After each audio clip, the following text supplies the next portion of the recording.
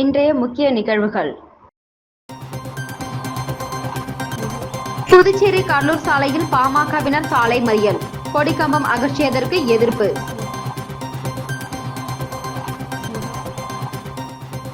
சிறுமிக்கு பாலியல் தொல்லை, தனியார் நிறுவன காவலாளிக்கு 5 ஆண்டு சிறை.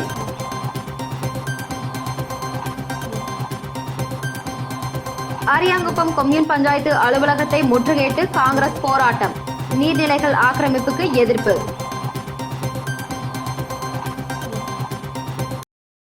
புதுச்சேரியில் ஏற்பட்ட கள்ளக்காதல் காரணமாக அமெரிக்காவில் மனைவியை துப்பாக்கியால் சுட்டுவிட்டு தற்கொலை செய்து கொண்ட புதுச்சேரி வாலிபர் அமெரிக்காவில் அவர்களது 3 குழந்தைகள் தவித்து வருகின்றனர். புதுச்சேரி மடுவுப்பேட் பகுதியை சேர்ந்தவர் பாலசுப்ரமணியம் அமெரிக்காவில் உள்ள ஓஹாயா பகுதியில் சிறை வார்டனாக பணியாற்றி வருகிறார். இவருக்கும் கடலூர் குடியிருப்பு பாளையம் பகுதியை சேர்ந்த சௌமியா என்பவருக்கும் கடந்த 9 ஆண்டுகளுக்கு முன்பு திருமணம் நடைபெற்ற நிலையில் சௌமியா கணவருடன் அமெரிக்காவில் செட்டில் ஆகிவிட்டார். மேலும் சௌமியா அங்குள்ள மருத்துவமனையில் செவிலியராகவும் பணியாற்றி வந்துள்ளார். இவர்களுக்கு 3 குழந்தைகள் உள்ளனர். இதில் 2வது குழந்தை ஆட்டிசம் நோயால் பாதிக்கப்பட்டுள்ளார். இதனிடையே கடந்த சில மாதங்களுக்கு முன்பு பாலசுப்ரமணியன் தனது ஆட்டிசம் பாதிப்பிற்கு உள்ளான மகனை சிகிச்சைக்காக புதுச்சேரி அழைத்து வந்து தனது உறவினர் வீட்டில் தங்கியுள்ளார். அப்போது அவரது மனைவி அமெரிக்காவில் இருந்துள்ளார். மேலும் சௌமியா கடந்த ஜூலை மாதம் புதுச்சேரி வந்தபோது அவருடன் நெருக்கமாக இருந்த ஆண் புகைப்படத்தை காட்டி கேள்வி எழுப்பிய போது அவர்களுக்குள் தகராறு வந்ததாக கூறப்படுகிறது. விசாரணையில் அவர் சௌமியாவின் கடலூர் உறவினர் என்பது தெரிய வந்துள்ளது. இதனால் அவர்களுக்குள் தகராறு ஏற்பட்டு காவல் நிலையம் வரை சென்றுள்ளனர். இதனை அடுத்து அவர்கள் அமெரிக்காவில் இருப்பதால் இருவரும் குடும்பத்தாருடன் பேசி சமாதானம் செய்து கொள்ள கூறி அனுப்பி வைத்ததாக கூறப்படுகின்றது. பின்னர் இருவரும் கடந்த வாரம் மீண்டும் அமெரிக்கா சென்ற நிலையில் நேற்று முன்தினம் அமெரிக்காவில் பாலசுப்ரமணியன் தனது மனைவியை தான் வைத்திருந்த துப்பாக்கியால் சுட்டு கொலை செய்துவிட்டு அவரும் தற்கொலை செய்து கொண்டதாக உறவினர்களுக்கு தகவல் அளிக்கப்பட்டது. மேலும் அங்குள்ள குழந்தைகள் பாதுகாப்பாக இருப்பதாகவும் தகவல் அளித்துள்ளனர். இந்த நிலையில் பாலசுப்ரமணியத்தின் உறவினர்கள் புதுச்சேரி முதலமைச்சர், உள்துறை அமைச்சர் மற்றும் மாவட்ட நிர்வாகத்திடம் பாலசுப்ரமணியத்தின் உடலை பெற்றுத்தர மனு அளித்துள்ளனர். இதேபோன்று சௌமியாவின் தாயார் மற்றும் உறவினர்கள் கடலூர் மாவட்ட நிர்வாகத்திடம் மனு அளித்துள்ளனர். கள்ளக்காதல் விவகாரத்தில் புதுச்சேரியில் இருந்து சென்றவர்கள் அமெரிக்காவில் இறந்த சம்பவத்தால் உறவினர்கள் செய்வது அறியாமல் திகைத்து வருகின்றனர். புதுச்சேரி மத்திய சிறைச்சாலையை நேரில் சென்று ஆய்வு செய்த மாவட்ட ஆட்சியர் குலோத்துங்கன், கொலை குற்றவாளிகள், குண்டாஸ், தொடர் குற்றவாளிகள், 3ஆம் பாலினத்தவர், இளம் குற்றவாளிகளை அடைக்க தனித்தனியாக அடைக்க இடவசதி ஏற்படுத்த உத்தரவிட்டார். புதுச்சேரி காலாப்பட்டு பகுதியில் அமைந்துள்ள மத்திய சிறையில் தண்டனை மற்றும் விசாரணை கைதிகள் என 300க்கும் மேற்பட்டோர் அடைக்கப்பட்டுள்ளனர். சிறையில் சிறைவாசிகளை அடைப்பதற்கு போதுமான இடவசதி ஏற்படுத்தப்பட வேண்டும் என்றும் அவரவர் குற்றத்திற்கேற்ப குற்றவாளிகளை தனித்தனி பகுதியாக அடைக்க வேண்டும் என்றும் மத்திய மாநில அரசுக்கு உச்சநீதிமன்றமானது அறிவுறுத்தியது. இதன்படி மாவட்ட ஆட்சியர் குலோத்துங்கன் மத்திய சிறையை நேரில் சென்று ஆய்வு செய்தார். அப்போது சிறை கைதிகள் எண்ணிக்கைக்கு ஏற்ப போதுமான இடவசதி உள்ளதா, கொலை குற்றவாளிகள், குண்டாஸ், தொடர் குற்றவாளிகள், 3ஆம் பாலினத்தவர், இளம் குற்றவாளிகள் போன்றோரை அடைக்க தனிப்பகுதி ஏற்படுத்தி உள்ளதா என்றும் சிறைவாசிகள் எண்ணிக்கைக்கு ஏற்ப சிறை ஊழியர்கள் பணியமர்த்தல் பட்டுள்ளனரா என்றும் ஆய்வு செய்தார். மேலும் சிறையில் சிறைவாசிகள் நல்வழிப்படுத்த ஏற்படுத்தப்பட்டுள்ள சீர்திருத்த நடவடிக்கைகளையும் கேட்டறிந்தார்.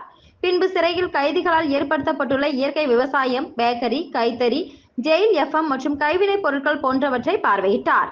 இந்த ஆய்வின் போது சிறைத்துறை அதிகாரிகள் உடனிருந்தனர். சிறுமிக்கு பாலியல் தொல்லை அளித்ததாக தொடரப்பட்ட வழக்கில் தனியார் நிறுவன காவலாளிக்கு 5 ஆண்டுகள் சிறை தண்டனை விதித்து புதுச்சேரி போக்சோ விரைவு நீதிமன்றம் தீர்ப்பளித்துள்ளது. புதுச்சேரி வேல்ராம்பட்டு பகுதியை சேர்ந்தவர் அப்பி என்கிற அற்புதராஜ் தனியார் நிறுவன காவலாளியாக பணிபுரிந்து வந்தார்.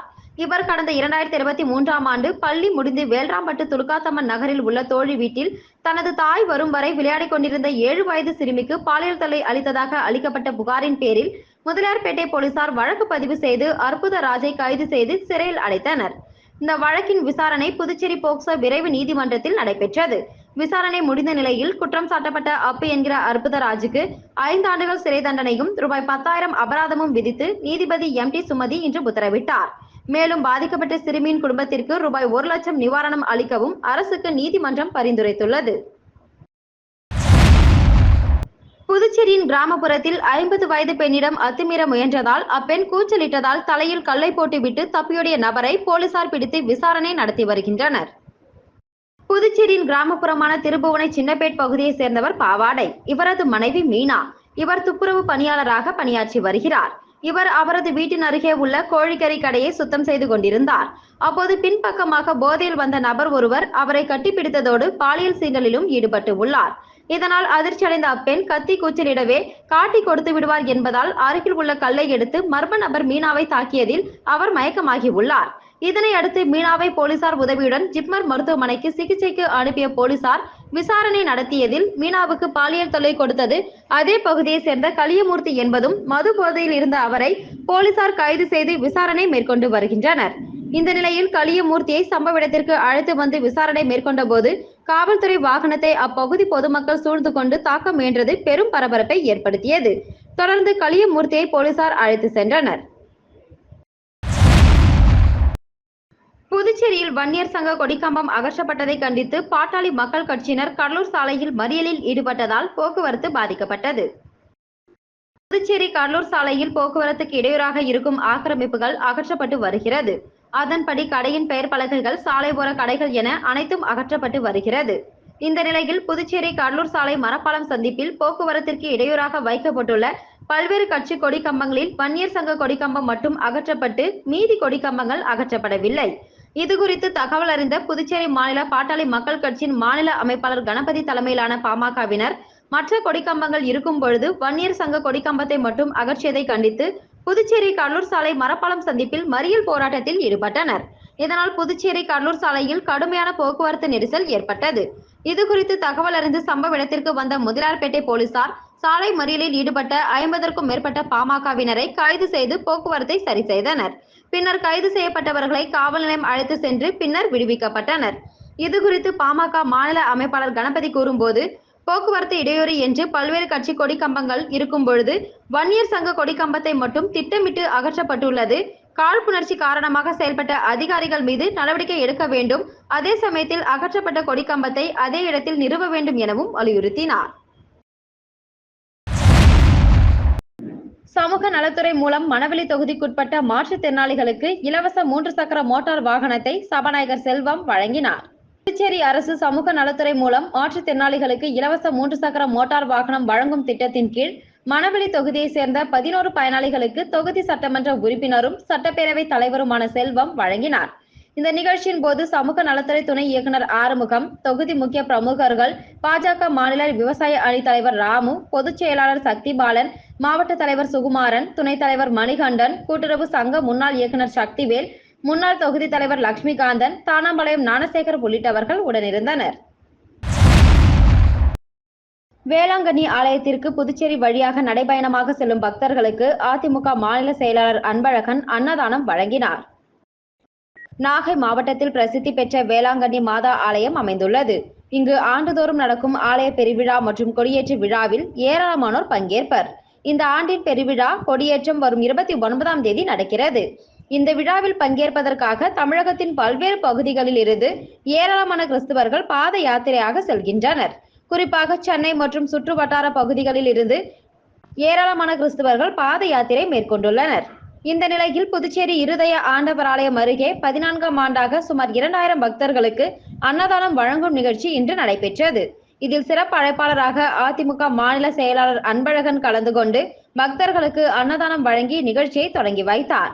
இந்த நிகழ்ச்சிக்கான ஏற்பாடுகளை தன்னார்வலர் ஜெரம் மற்றும் அவரது குடும்பத்தினர் செய்திருந்தனர். கொல்கத்தா பெண் மருத்துவர் பாலியல் படுகொலையை கண்டித்து புதுச்சேரி மத்திய பல்கலைக்கழகம் முன் மாணவர்கள் நாடகம் நடத்தி நூதன போராட்டத்தில் ஈடுபட்டனர்.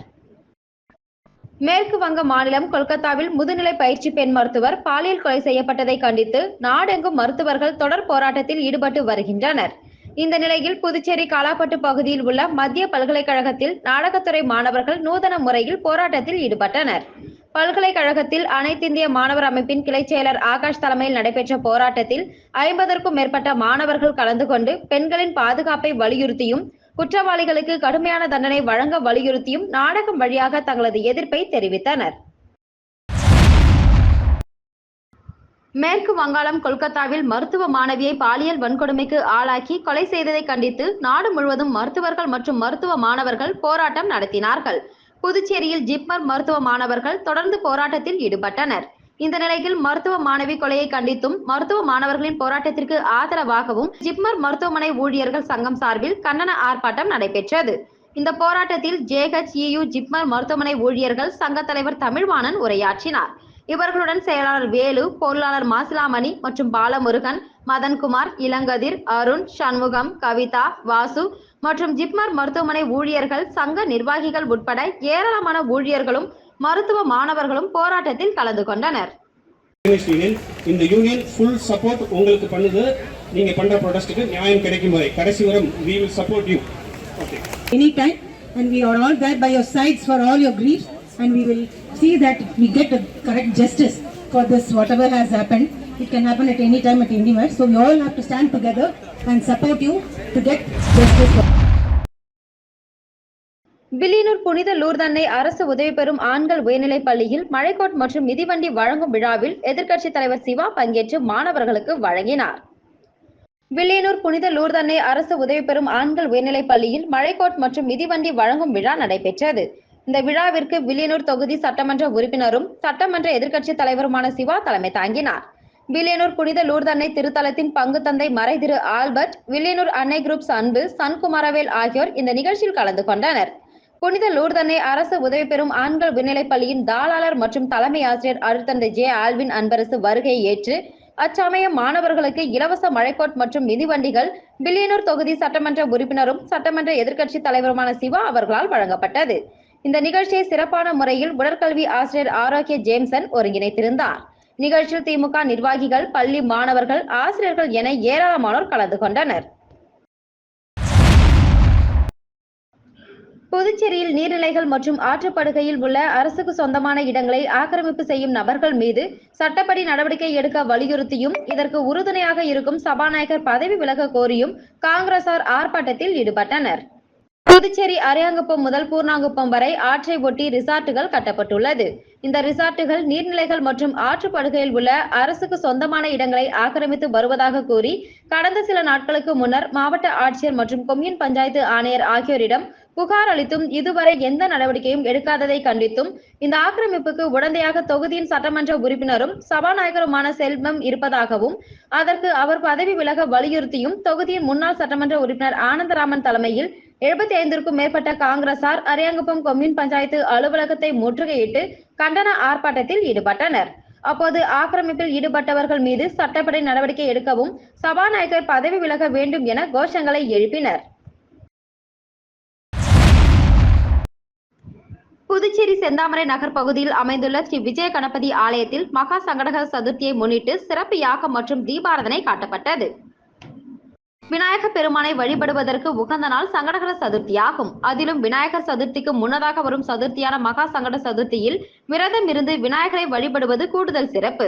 வருடத்தின் அனைத்து சங்கடஹர சதுர்த்தி தினத்திலும் வழிபாடுகள் செய்வதால் கிடைக்கும் பலன் மகா சங்கடஹர சதுர்த்தியில் வழிபடுவதால் கிடைக்கப்பெறும் என்பது ஐதீகம். இதனை அடுத்து புதுச்சேரி செந்தாமரை நகர் பகுதியில் அமைந்துள்ள ஸ்ரீ விஜய கணபதி ஆலயத்தில் மகா சங்கடஹர சதுர்த்தியை முன்னிட்டு சிறப்பு யாகம் நடத்தப்பட்டு பூர்ணாகுதி நடைபெற்றது.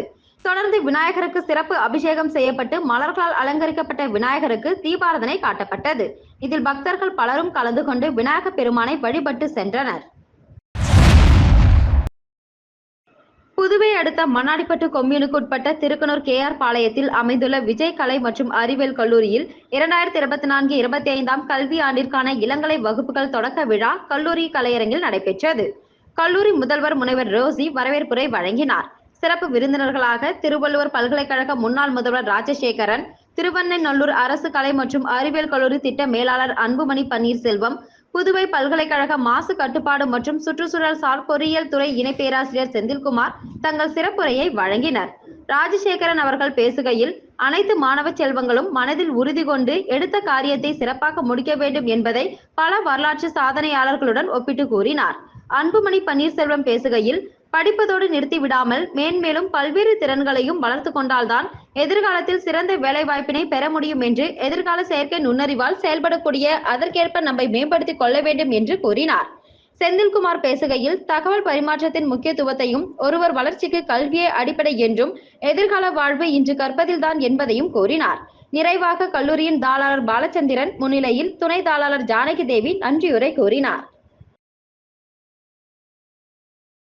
மீண்டும் இன்றைய முக்கிய நிகழ்வுகள். புதுச்சேரி கடலூர் சாலையில் பாமகவினர் சாலை மறியல், கொடிக்கம்பம் அகற்றியதற்கு எதிர்ப்பு.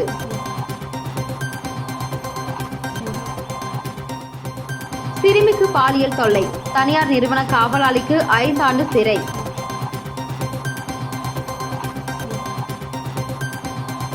அரியாங்குப்பம் கொம்யூன் பஞ்சாயத்து அலுவலகத்தை முற்றுகையிட்டு காங்கிரஸ் போராட்டம், நீர்நிலைகள் ஆக்கிரமிப்புக்கு எதிர்ப்பு.